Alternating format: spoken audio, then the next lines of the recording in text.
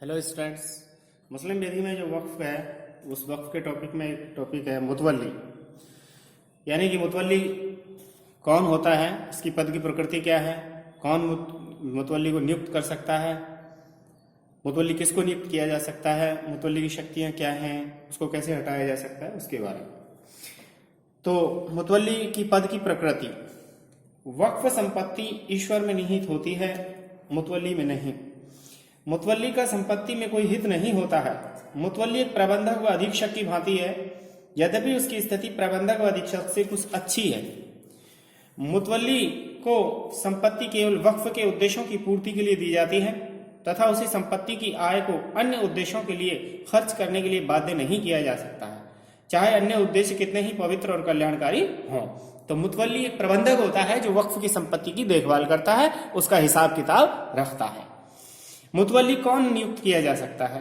किसी भी धर्म का अनुयायी पुरुष या स्त्री जो वयस्क और स्वस्थ चित्त है और जो किसी विशेष वक्फ के अंतर्गत आवश्यक कर्तव्यों के पालन के योग्य है, मुतवल्ली नियुक्त किया जा सकता है।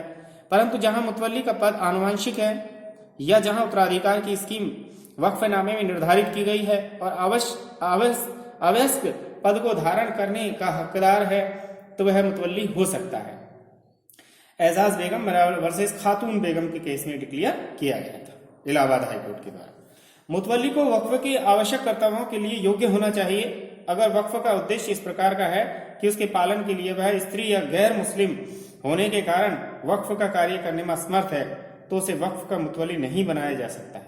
जैसे खानकाह में सज्जादा नशीन, अर्थात धार्मिक और आध्यात्मिक कर्तव्यों का पालन करना आवश्यक नहीं होता है।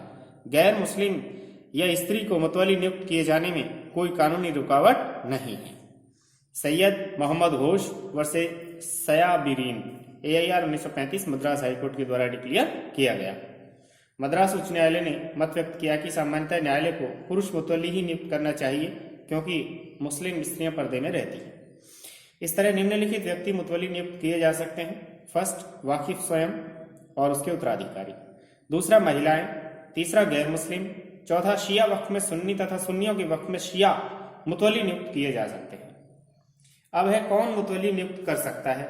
सामान्यतः वक्फ का संस्थापक वक्फ निर्मित करते समय मुतवल्ली नियुक्त करता है, किंतु यदि मुतवल्ली नियुक्त किए बिना ही वक्फ किया जाए तो अबू हनीफा व इमाम मोहम्मद के अनुसार वक्फ विफल हो जाता है। सेकंड, किंतु अबू यूसुफ के अनुसार समर्पण वैध रहता है और संस्थापक ही पहला मुतवल्ली हो जाता है।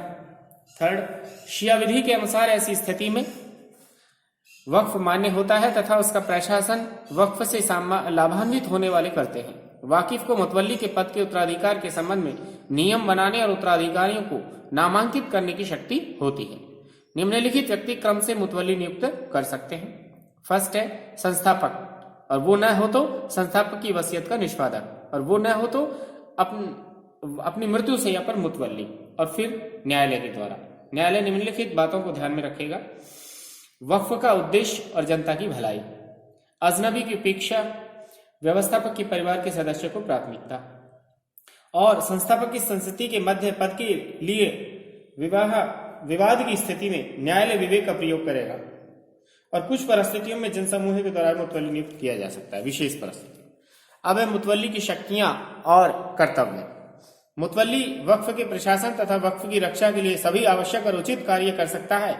इस तरह मुतवल्ली की शक्तियां, प्रतिबंध, सीमाएं निम्नलिखित हैं। फर्स्ट, संपत्ति का अंतरण।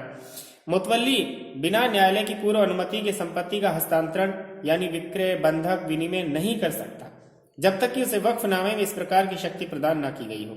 मुतवल्ली द्वारा न्यायालय की अनुमति के बिना किया गया हस्तांतरण शून्यकरणीय होता है। हिताधिकारी अंतरण को चुनौती दे सकते हैं। दूसरा है संपत्ति का पट्टा देना।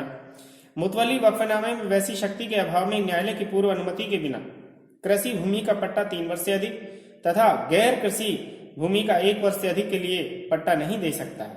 यदि वक्फनामे में पट्टे के विरुद्ध निर्देश हो तो भी न्यायालय वक्फ के हित में किसी भी अवधि के लिए पट्टे की अनुमति दे सकता है। अपराधीकृत पट्टा शून्य नहीं बल्कि शून्यकरणीय होगा तथा मुतवल्ली पर व्यक्तिगत रूप से बाध्य होगा। तीसरा है ऋण लेना। मुतवल्ली वक्फनामे में वैसी हैसियत के अभाव में बिना न्यायालय की अनुमति के वक्फ के प्रशासन के लिए ऋण नहीं ले सकता है। लेनदार द्वारा ली गई डिक्री वक्फ संपत्ति के विरुद्ध निष्पादित नहीं कराई जा सकती जब तक कि डिक्री में स्पष्ट रूप से इस प्रकार की बात न की गई। चौथा है वाकिफ के निर्देशों को परिवर्तित करने के संबंध में।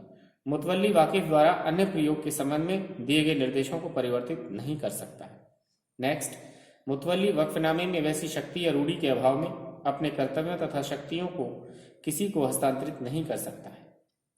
नेक्स्ट, मुतवल्ली को वक्फ की प्रकृति तथा उद्देश्यों को परिवर्तित करने की शक्ति नहीं है। नेक्स्ट, मुतवल्ली वक्फनामे में किसी प्रावधान के अभाव में अपने पद का हस्तांतरण नहीं कर सकता है।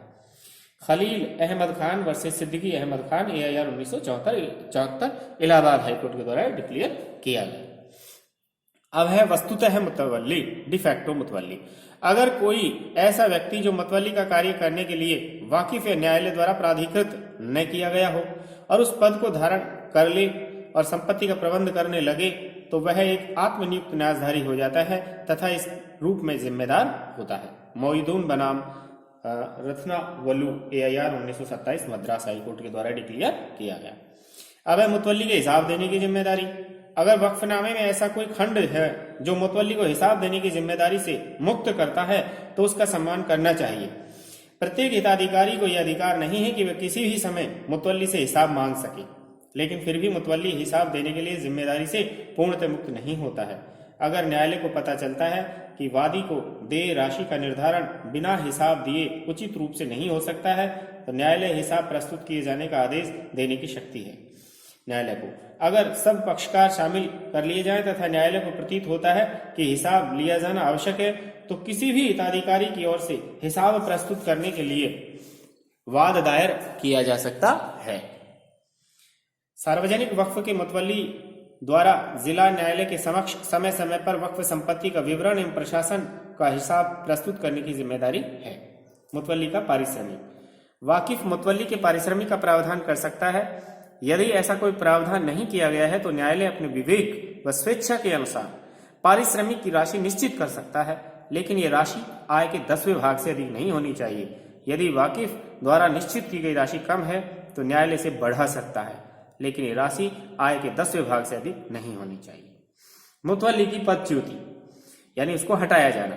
एक बार मुतवल्ली नियुक्त हो जाने के बाद सामान्यतः उसे हटाया नहीं जाता है, लेकिन निम्न परिस्थितियों में निम्न तरीके से उसको हटाया जा सकता है। फर्स्ट, न्यायालय द्वारा हटाया जा सकता है यदि वह संपत्ति के वक्फ होने से इनकार कर दे और स्वयं के लिए उसमें विपरीत एक हक स्थापित करता है। वह पर्याप्त धन होने पर भी वक्फ परिसर की मरम्मत नहीं करवाता है और उसे नष्ट होने देता है। नेक्स्ट, वह जानबूझकर आशापूर्वक वक्फ संपत्ति को क्षति या हानि पहुंचाता है, कुप्रबंध करता है। नेक्स्ट, यदि वो दिवालिया है।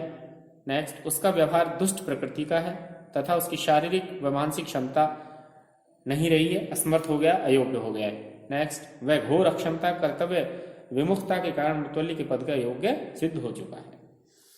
इसके बाद है वक्फ बोर्ड द्वारा। वक्फ अधिनियम 1954 की धारा 43 के अनुसार किसी अन्य विधि या वक्फनामे में किसी बात के होने पर भी वक्फ बोर्ड मुतवल्ली को उसके पद से हटा सकता है। यदि मुतवल्ली वक्फ बोर्ड पर अपेक्षित औपचारिकताओं का पालन नहीं करता है, अपने पद का दुरुपयोग करता है, तो वक्फ बोर्ड उसे पद से हटा सकता है। वाकिफ द्वारा, इमाम मोहम्मद के अनुसार अगर वाकिफ ने वक्फनामे में मुतवल्ली को हटाने का अधिकार अपने पास सुरक्षित रख लिया है तो वह मुतवल्ली को पद से हटा सकता है, अन्यथा नहीं। भारत में भी यही मत मान्य है। अबू यूसुफ के अनुसार बिना अधिकार रखे भी वाकिफ उसको हटा सकता है। इस तरीके से मुतवल्ली को 3 तरीके से हटाया जा सकता है, न्यायालय के द्वारा, वक्फ बोर्ड के द्वारा, वाकिफ के द्वारा। Thank you.